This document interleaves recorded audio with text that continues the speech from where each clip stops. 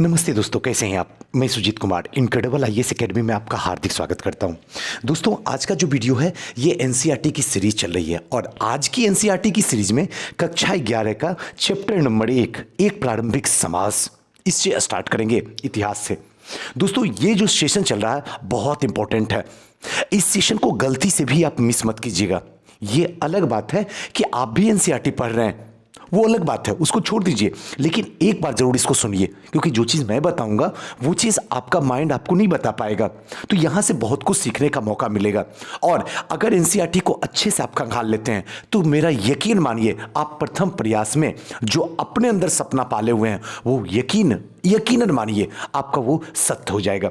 दोस्तों, जैसे हम लोग एनसीईआरटी पढ़ते हैं वैसे ही बता रहे हैं, इसको दो पार्ट में करेंगे, क्योंकि बहुत सारे बच्चों का कमेंट आया था कि सुजीत सर, एनसीईआरटी का वीडियो इतना लंबा बन जाता है ना कि हम लोग देख नहीं पाते हैं, तो शॉर्टकट में बताइए, थोड़ा सा मतलब छोटा छोटा कर करके बताइए, 2-3 पार्ट में बताइए, जिससे कि इंटरेस्ट भी बना रहे और हम वीडियो को पूरा देख सकें। तो चलिए वैसे ही आज से करेंगे, क्योंकि आपका सजेशन हमेशा मैं मांगता हूं, आप जैसे कहते हैं वैसे ही, जो अच्छा हो आपके लिए। तो चलिए आज इसके सबसे पहले क्वेश्चन की ओर नजर एक बार डाल लेते हैं। क्या है क्वेश्चन, क्योंकि क्वेश्चन देखने के बाद जब आप पढ़िएगा तो आपको अच्छे तरीके से सब कुछ समझ में आ जाएगा। आइए इसके क्वेश्चन को पहले देख लेते हैं। अभ्यास प्रश्न देखिए क्या है। पृष्ठ 13 पर दिए गए सकारात्मक प्रतिपुष्टि व्यवस्था, पॉजिटिव फीडबैक मैकेनिज्म को दर्शाने वाले आरेख को देखिए। क्या आप उन निवेश की सूची दे सकते हैं जो औजारों के निर्माण में सहायक हुए? औजारों के निर्माण में किन किन प्रक्रियाओं का बल मिला है, इसी को बताना पहला क्वेश्चन है। दूसरा क्वेश्चन, मानव और लंगूर तथा बानरों जैसे स्तनपायियों के व्यवहार तथा शरीरी रचना में कुछ समानताएं पाई जाती है। इससे यह संकेत मिलता है कि संभवतः मानव का क्रमिक विकास बानरों से हुआ है। क्लियर है ना। व्यवहार और शारीरिक रचना शीर्षकों के अंतर्गत दो अलग अलग स्तंभ बनाइए और उन समानताओं की सूची दीजिए। दोनों के बीच पाए जाने वाले उन अंतरों का भी उल्लेख कीजिए जिन्हें आप महत्वपूर्ण समझते हैं। क्लियर अच्छे तरीके से हो रहा, और जब बताएंगे इस चैप्टर तो आसानी से समझ में आ जाएगा। यानी कि आज का जो हम लोग का चैप्टर होने वाला है वो पूरे प्रारंभिक जीवन से है कि मनुष्य का कैसे पदार्पण होता है, मनुष्य कैसे काम करता है, मनुष्य कैसे भोजन बनाता है, कैसे गुफाओं से बाहर रह के घर बना कर रहना शुरू करता है, कैसे खेती शुरू हो जाती है। इन सारे मुद्दों पर चर्चा करेंगे और बड़ा इंटरेस्टिंग अगर देखा जाए तो कंप्लीटली प्राचीन भारत आज पढ़ने वाले एकदम बेसिक से। तीसरा नंबर क्वेश्चन जो है, मानव उद्भव के क्षेत्रीय निरंतरता मॉडल के पक्ष में दिए गए तर्कों पर चर्चा कीजिए। क्या आप उसके विचार में यह मॉडल पुरातात्विक साक्ष्य से युक्तिगत स्पष्टीकरण देता है, इसको समझाना है। और चौथा क्वेश्चन है, इनमें से कौन सी प्रक्रिया के साक्ष्य और प्रमाणिक पुरातात्विक अभिलेख में जो है सर्वाधिक मिलते हैं? संग्रह, औजार बनाना, आग का प्रयोग। एक बार फिर से, संग्रहण, औजार बनाना या फिर आग का जो है प्रयोग पुरातात्विक अभिलेख में सर्वाधिक मिलते हैं, वो आपको बताना है। संक्षिप्त में निबंध लिखना है। इन सब का आंसर जो है आप 20 से 25 शब्द में मुझे लिख के दिखाइएगा। भाषा के प्रयोग को स्वीकार करने और आश्रय बनाने के काम में कितनी मदद होगी, इस पर चर्चा कीजिए। और इन क्रियाकलापों के लिए विचार जो है संप्रेषण एवं अन्य तरीकों का इस्तेमाल कीजिए। तो छोड़ दीजिए। अध्याय के अंत में दिए गए प्रत्येक कलानुक्रम में किन्हीं दो घटनाओं को चुनिए और यह बताइए। इसको छोड़ दीजिए, संक्षेप में निबंध को छोड़ दीजिए, इसको आप बना के दिखाइएगा। और भेजना कहाँ पे है तो इसी ध्यान रखिएगा, 7667754771। और इसके व्हाट्सएप ग्रुप भी बना दिया हूँ एनसीईआरटी का, डिस्क्रिप्शन बॉक्स में इसका लिंक दे दूंगा, आप वहां पे जाके देख सकते हैं। तो चलिए दोस्तों, आज के सेशन की शुरुआत करते हैं। चलिए, प्रारंभिक समाज, इसको थोड़ा सा समझने की कोशिश करिए, बड़ा मजा आने वाला है। इस अनुभाग में हम प्रारंभिक समाज से संबंधित दो विषयों के बारे में पढ़ेंगे। थोड़ा बड़ा कर देते हैं जिससे आपको मजा आ जाएगा। हाँ, थोड़ा और कर देते हैं।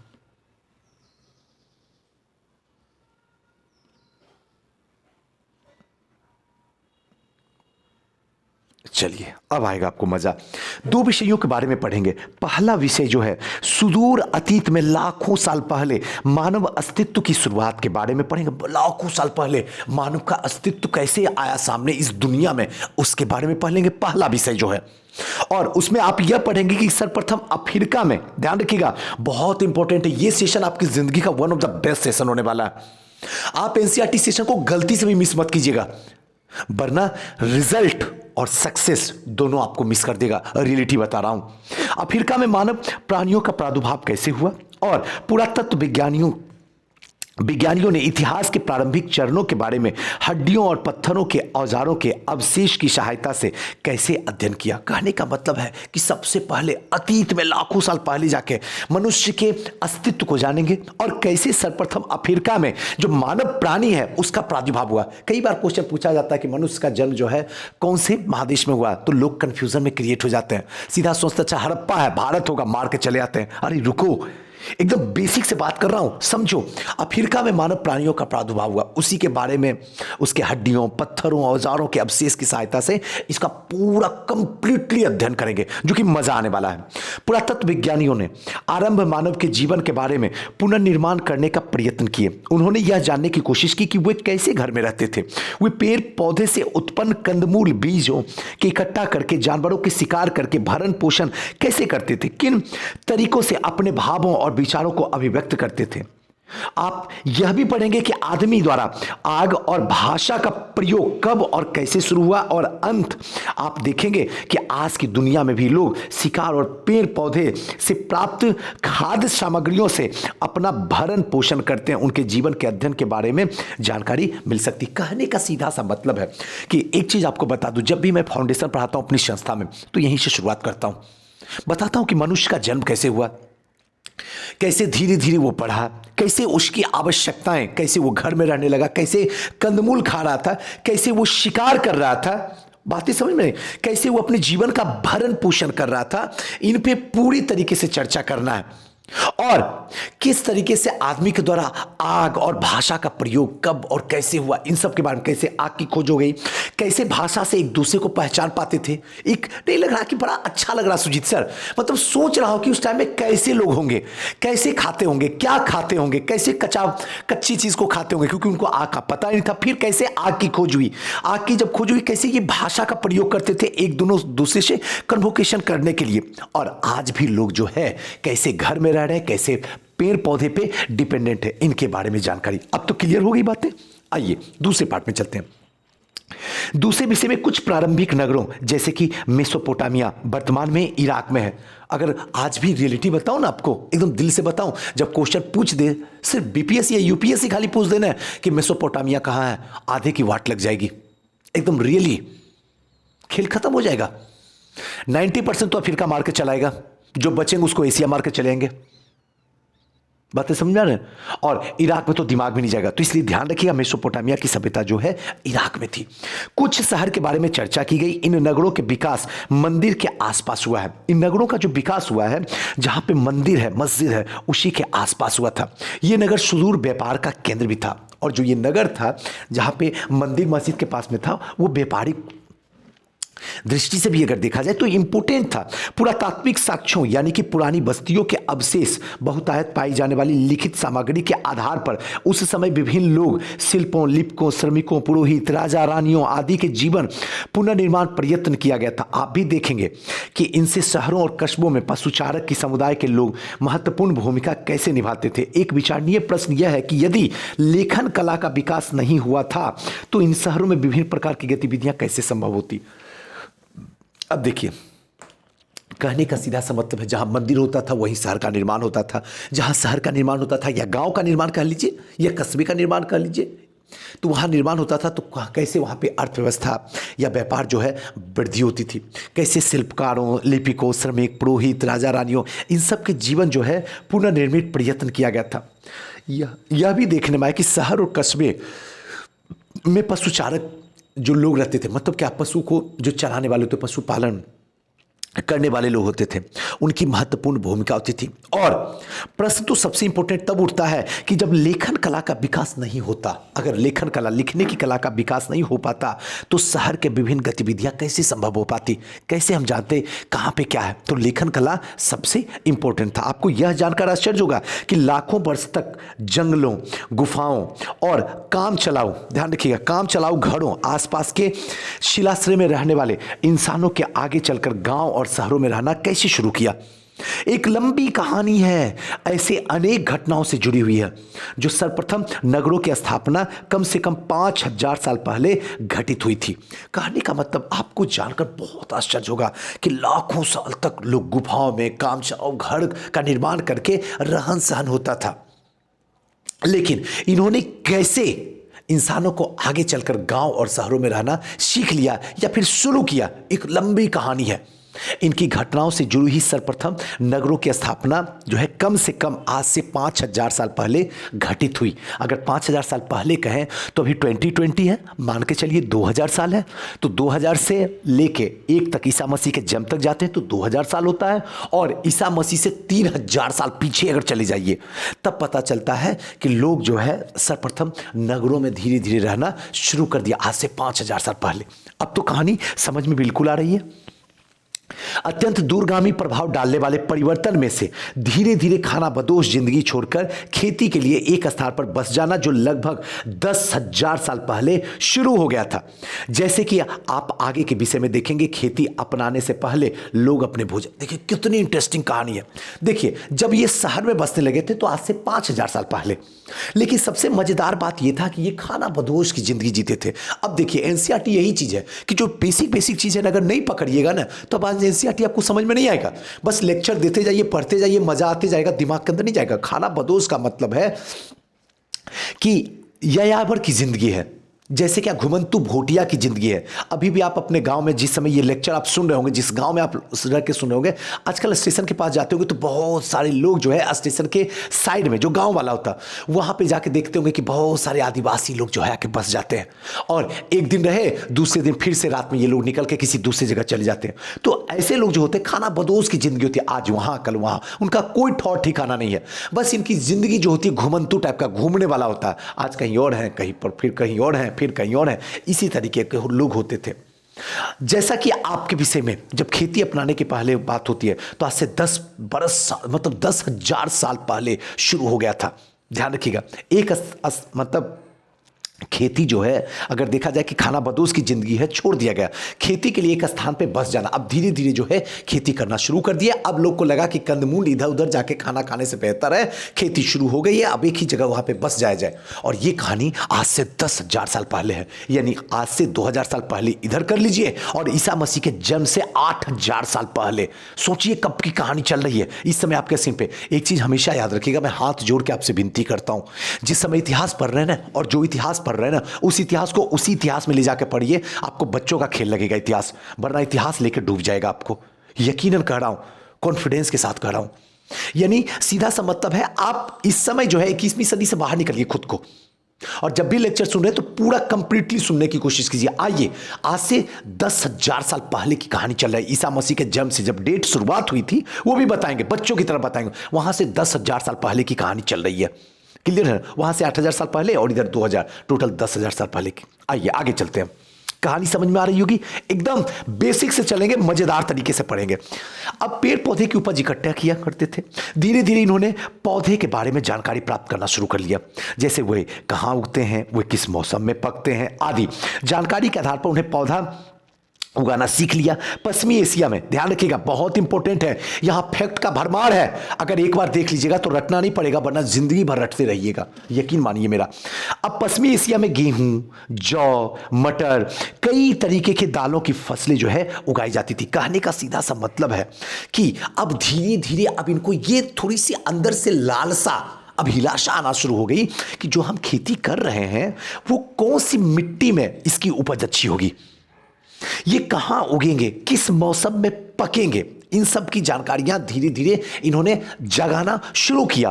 पौधा कैसे उगाना है वो चीज सीख लिए। पश्चिमी एशिया में गेहूं, जौ, मटर, कई तरीके की दालों की फसलें भी उगाई जाती थी उस टाइम में, पश्चिमी एशिया में। ध्यान रखिएगा, पूर्वी तथा दक्षिण पूर्व एशिया में ज्वार, बाजरा, धान की फसल आसानी से उगाई जा सकती थी। इसका मतलब है गेहूं, जौ, मटर, धान, ये सब जो है, बाजरा, ये सब जो है उसी टाइम से उगाई जाती थी।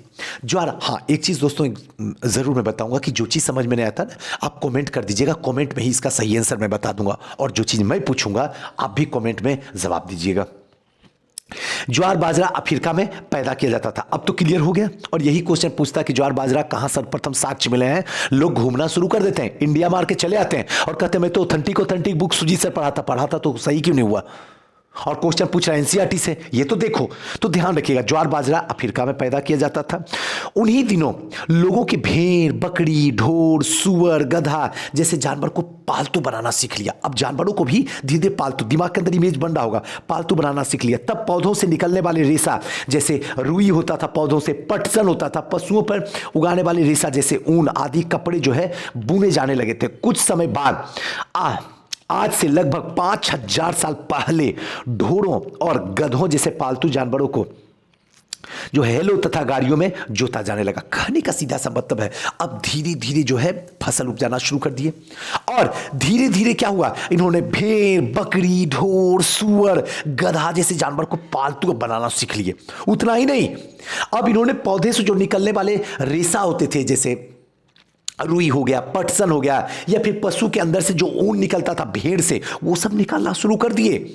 और आज से, अभी से, यानी कि 2000 साल पहले ईसा मसीह तक, और उधर ईसा मसीह से 3000 साल पहले की कहानी जो है, उस समय तक अब धीरे धीरे जानवर को पालतू बना के गाड़ी से जोता जाने लगा। जो बैलगाड़ी आप देख रहे हैं ना, वो कब से शुरू हुआ पता है? अगर कोई पूछेगा तो क्या बताइएगा? आज से 5000 साल पहले। अगर पूछा जाए ईसा मसीह के कितने साल के पहले, तो 3000 साल पहले। अब तो क्लियर कॉन्सेप्ट हो गया, अच्छे तरीके से समझ में आ रहा होगा।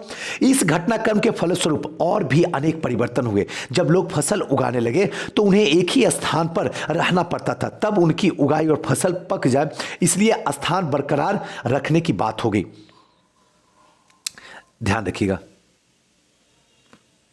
अब देखिए, इसलिए एक स्थान पर बस कर रहना आम बात हो गई, और इसके फलस्वरूप लोग अपने रहने के लिए अस्थायी घर बना लिए। उसके बाद क्या होता था, फसल लगाते थे, फसल जब तक पक ना जाए, फसल की देखरेख करने के लिए एक ही स्थान पर रह जाते थे, और धीरे धीरे क्या हुआ, अब वो रहने के आदी हो गए, और तब तक जब तक फसल ना पक जाए। और एक स्थान पर बस रहना जो है अब लोगों की आम बात हो गई। इसके फलस्वरूप लोग अपने रहने का अस्थायी घर बनना शुरू हो गया। अब लोग गुफाओं से, जंगलों से बाहर निकल के अस्थायी घर बनाना सीख लिए। क्या मजा आया पढ़ने में? चलिए आगे आते हैं। इसी बीच कुछ जन समुदाय मिट्टी के बर्तन बनाना सीख लिया, और धीरे धीरे अब मिट्टी के बर्तन, मृदभांड के बर्तन बनने शुरू हो गए। अनाज और अन्न उपजी इकट्ठा उगाने लगे, जैसे अनाज, तरह तरह के भोजन बनाने के बर्तन का इस्तेमाल किए जाने लगा। वस्तुतः खाद्य पदार्थ को अधिक स्वादिष्ट और सुपाच्य बनाने के लिए भोजन बनाने की प्रक्रिया को अत्यधिक ध्यान दिया गया। अब जो मिट्टी के बर्तन बनने लगे, मृदभांड के, मृदा मतलब मिट्टी हुआ, मृदभांड के जो बर्तन धीरे धीरे एक समुदाय बनाना शुरू हो गया। अब खाना पकाने के लिए आज भी देखिएगा कि मिट्टी के बर्तन में जो खाना का टेस्ट आता है, उसका कोई दूसरा जोड़ा नहीं है, कभी सवाल ही नहीं उठता। चाहे कितना भी साइंस टेक्नोलॉजी डेवलप कर जाए, लेकिन स्वाद अगर है तो मिट्टी के बर्तन। तो लोग इस चीज को ध्यान रखते थे कि भोजन स्वादिष्ट भी हो और सुपाच्य भी हो, और उसके लिए सबसे बेहतरीन जो है उसी आकार के बर्तन बनना शुरू हो गए।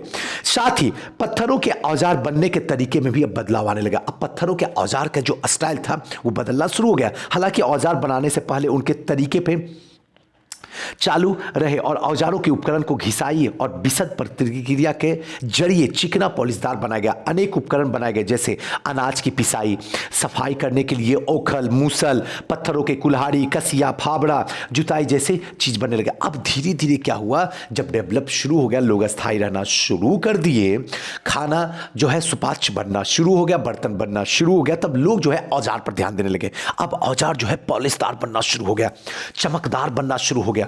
अब इसी के बीच में जो है घिसाई, अब जो है औजारों के उपकरण बनना शुरू हो गया। इससे क्या हुआ कि अनाज की पिसाई करने वाली जो है बनना शुरू हो गया, घिसाई, बिसद, जो कि देखते हैं ना अभी भी मम्मी जो है दो पत्थरों के बीच में इसे घुमाती हुई गांव में आप देखने के लिए मिलता होगा, ठीक है ना।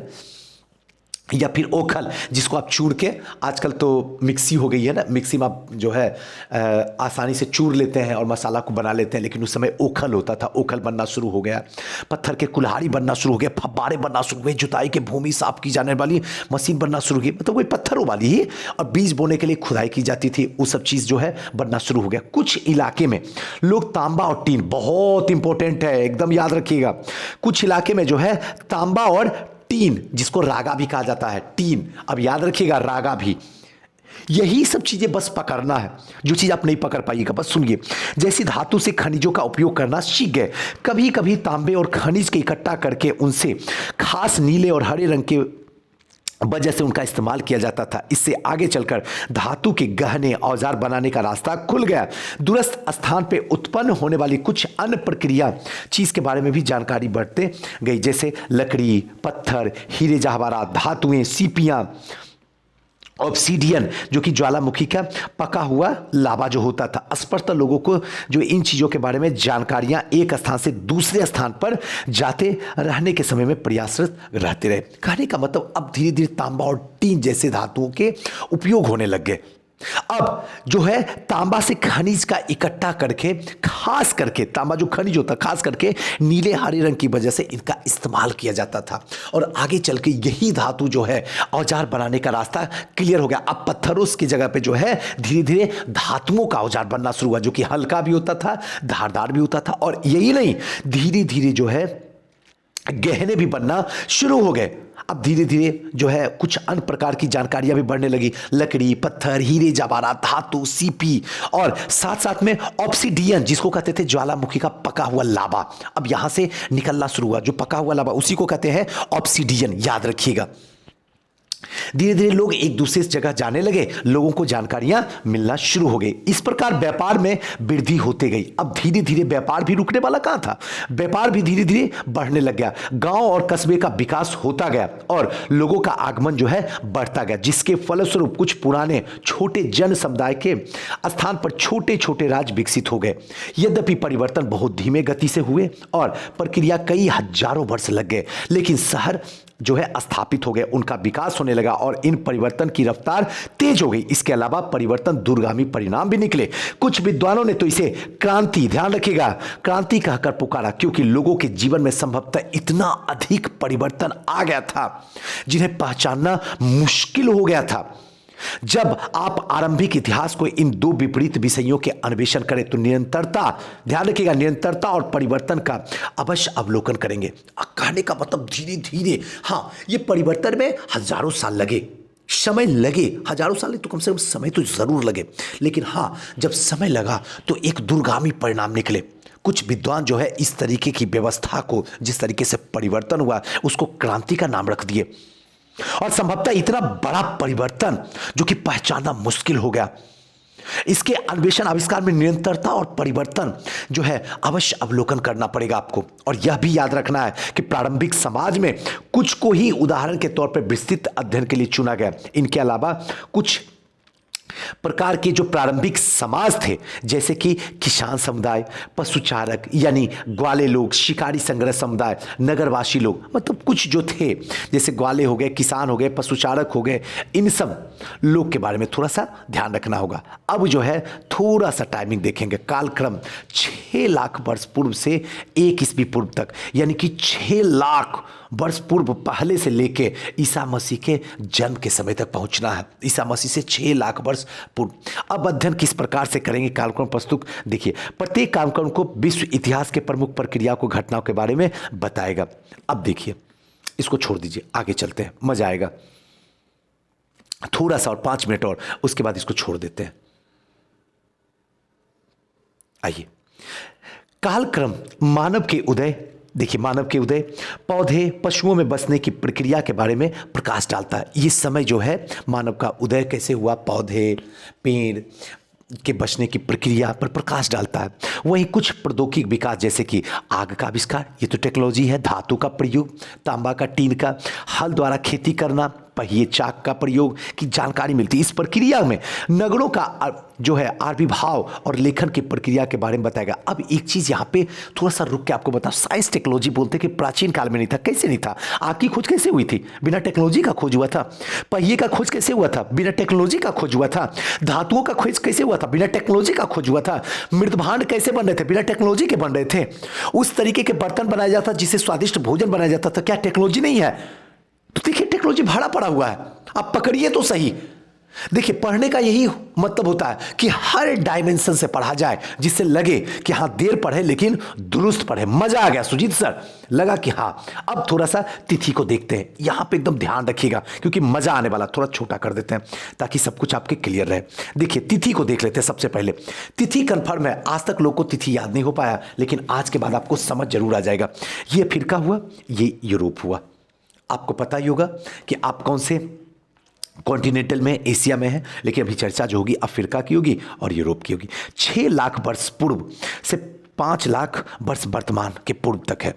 एस्ट्रोलोपिथेस जीवाश्म वर्तमान में 56 लाख वर्ष पूर्व अग्नि का प्रयोग के साक्ष्य मिले। 56 लाख वर्ष पूर्व, 14 लाख वर्ष पूर्व जो है इसका जो है वर्तमान मिला है। ध्यान रखिएगा।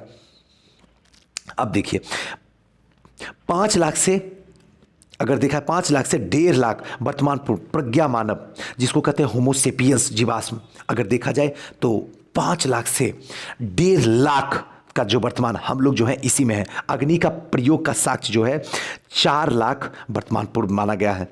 अब देखिए यहाँ पे गुफाओं में निवास की चित्रकारी 30,000 से 10,000 के बीच में, ऐसा माना था कि गुफाओं में रहते थे। और गुफाओं का या आवासों पर चित्रकारी विशेष करके फ्रांस के स्पेन में ये चीज़ देखने को मिला है। अब देखिए नेक्स्ट जो है 7,000 से 6,000 पशुओं और कुत्ते को पालतू बनाया गया। देख लीजिएगा जीसस के जन्म से पहले की है। और नेक्स्ट जो है 6,000 से 5,000 यहाँ पे गेहूं और जौ की खेती यूनान से इसके साक्ष्य मिल रहे हैं। अब पूरा क्लियर हो रहा होगा, आपके दिमाग में जा रहा होगा, साक्ष्य मिल गए हैं। पता चल गया, डेट आपको याद नहीं रखना, बस पता करना कि गेहूं और जौ के साक्ष्य जो यूनान से मिले थे। 4,000 से 3,000 गधे को पालतू बनाया गया। बता ही दिए थे ज्वार बाजरा आदि की खेती। तांबे का प्रयोग जो है 4,000 से 3,000 साल पहले शुरू कर दिया गया। तांबे का प्रयोग जो है क्रीट में किया गया। 3,000 से 2,000 हल द्वारा कृषि, प्रथम राजवंश, नगरों में पिरामिड, कोल्डर चित्रकारी और पेपरास का लेखन जो है 3,000 से 2,000 साल पहले होना शुरू हो गया। और घोड़े को पालतू बनाया गया पूर्वी यूरोप में। क्लियर हो गया? अब देखिए लिपि का विकास 1700 से 1600 लिपि का विकास होने लग गया। कांच के बोतल का प्रयोग जो है 1500 से 1400 ईसा पूर्व के बीच में होना शुरू हो गया। लोहे का प्रयोग, यहां देखिए लोहे का प्रयोग 1100 से 1000 वर्ष पूर्व लोहे का प्रयोग जो कि उत्तर वैदिक काल में शुरुआत हो गया था। उसी से वैदिक काल 2 भाग में डिवाइड हो गया, एक ऋग वैदिक एक उत्तर वैदिक। क्लियर हो रही है? और आगे चलेंगे और क्लियर करते जाएंगे। 900 से 800 पश्चिमी एशिया में फोर्निसिया, उत्तरी अफ्रीका के भूमध्य सागर क्षेत्र में व्यापार विस्तार हुआ। 800 से 700 लोहे का प्रयोग सूडान में भी हो गया। प्रथम ओलंपिक खेल भी इसी टाइम में शुरुआत हुआ था, ये चीज़ भी थोड़ा सा ध्यान रखना होगा। 500 से 400 फारस का मिस्र पर आक्रमण हुआ। एथेंस में प्रजातंत्र की स्थापना हो गई। 400 से 300 मिस्र के सिकंदरिया की स्थापना का ज्ञान का प्रमुख केंद्र बना। बहुत इंपॉर्टेंट है, क्वेश्चन पूछता है। मकदूनिया के सिकंदर ने मिस्र और पश्चिमी यूरोप के भाग को जीत लिया था। और ये टाइमिंग जो था 336 से 323 ईसा पूर्व तक था।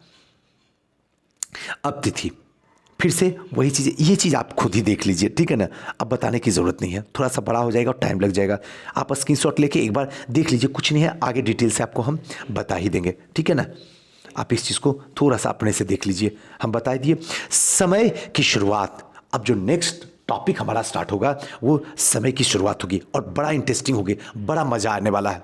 कम पढ़ाएंगे, बेहतरीन तरीके से पढ़ाएंगे, आपको लगेगा कि हाँ सुजीत सर मज़ा आ गया। अब एनसीईआरटी कंटिन्यू रहेगा, प्रॉमिस। दोस्तों कैसा लगा वीडियो हमें बताइएगा, ज़रूर कमेंट कीजिएगा।